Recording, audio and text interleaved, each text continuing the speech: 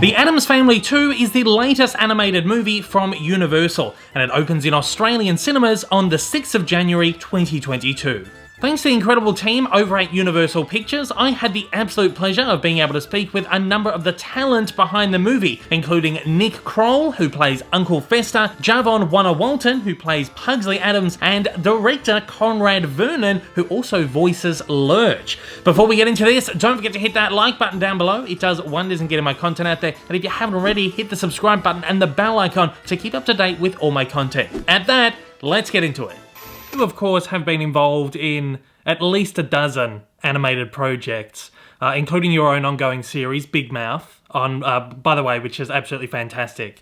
On that show, you do more than 30 voices. So when you've done so many voices over so many different projects, where do you possibly begin with building a new one that is completely different to anything else you've done? So for in the case of Uncle Fester, where do you sort of begin in crafting this character? You know, it depends. Oftentimes, obviously, I'll read the script and see, what's there. And then, often with animation, it helps to see the character design. And in this case, I looked at the character design, and he kind of reminded me of Curly from the Three Stooges.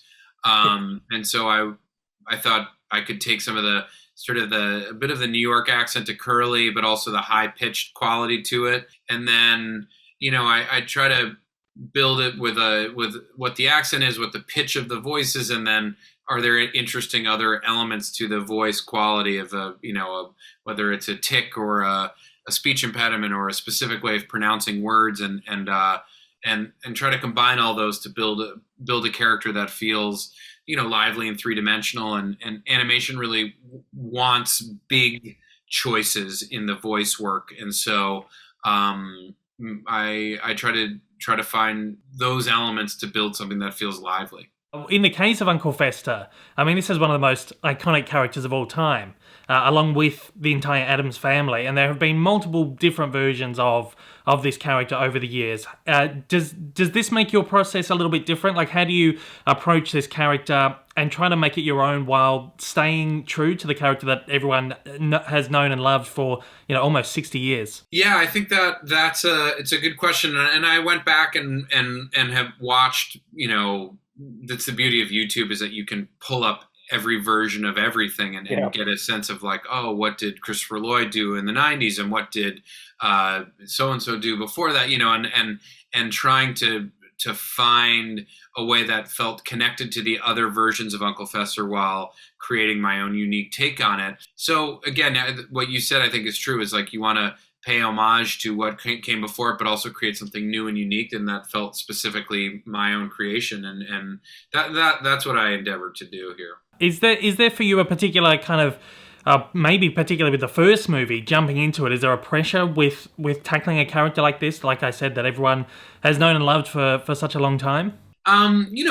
Anytime you jump into any kind of role, whether it's a property like the Addams Family that has pre-existed, or something new, and like something like Sing, where I had never done I played an animated European pig, but in that case, in both of these movies, the cast is so insane. You just don't want to screw it up. You don't want to be the squeaky wheel that doesn't sound up to snuff compared to the other one. So I always feel a little bit of a pressure, but I think that little bit of pressure makes you really think about what it is you're doing and be intentional about it, and try to be as entertaining as possible. Ultimately, you just want to create something that kids and parents are going to watch and enjoy. So the pressure is just to entertain more than anything else, and but that pressure leads you to do your best work. You have only been acting for a couple of years now. In that time, you have starred in 2 acclaimed series: Euphoria alongside Zendaya, and Utopia with John Cusack, and immediately landed yourself a role in The Addams Family, which is, of course, one of the most beloved franchises of all time. You're alongside the likes of Charlize Theron, Oscar Isaac, Chloe Grace Moretz, Nick Kroll, and you just finished filming a superhero movie with Sylvester Stallone. This is all incredibly cool. I'm tremendously jealous. And these last few years must have been an absolute whirlwind for you. Yeah, I mean it's been pretty crazy, but I've just been along for the ride and I've really enjoyed what I've been doing so far. It's because acting, I never realized I would love something so much, but when I got into it, I just loved it. It's been great so far. How exciting was it for you to land this role, such an iconic role? I was super excited when I found out that I landed the role because I mean, just the Adams family, they've been through so much as a family over years and years and years. And I just love the family dynamic between all of them and how like they care so much about one another. And I just love that. How familiar were you with the franchise before you landed the role? I mean, I know there was the movie in 2018, but before that, the last kind of thing that they had been in were those movies in the 90s, which is the stuff I grew up with. I'm just kind of curious how familiar you were with the franchise. Did you know the older films? Did you know of the TV series? Yeah, so I knew of like the older films and the TV series. I have not yet to get to watch those yet. Right. I'll probably watch them pretty soon though. But yeah, I saw the recent one right before this and I loved it. I thought it was great and I love just like how Pugsley interacts and how he likes blowing up stuff and how he's a prankster. And I love all the characters. Yeah, oh, they are also fantastic. So, if you hadn't seen the movies, you've seen the first animated one. What did you use to kind of inspire your performance as the character, or did you want to bring something completely new to it? That's a good question. I really just wanted to bring like my own kind of energy to it, but I also wanted to bring that same energy that we all know and love from Pugsley. So there was definitely a certain kind of energy that was brought to bring that more prankster and crazy side out of him. But yeah. Yeah, what was your the production process behind this movie? I mean, I know it was being produced during this worldwide pandemic. Was that a kind of weird thing? Did you record your lines in studio, or were you doing it from home? So I did some of the lines from at a studio. I mean, I did some of the sessions at a studio, and then I did one of the sessions actually at my house, which was pretty cool because we made our own little sound booth, and we made it out of a pull-up bar and with blankets, and it was crazy with the sound engineer on the side, and that was super like it was great not to have to leave my house during COVID. Yeah, that's awesome. It must be a really weird thing to do as well, though. Yeah, no, it was definitely weird. Like, and especially not being able to like get to meet all the cast because of COVID. Like, keep us all safe. That was definitely weird. But I mean, I enjoyed it. Look, you have had plenty of experience directing sequels.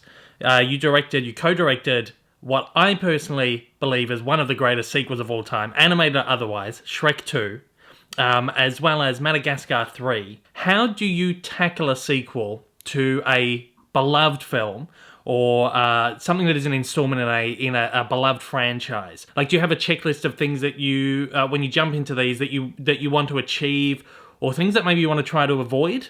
It's more on the achieving side.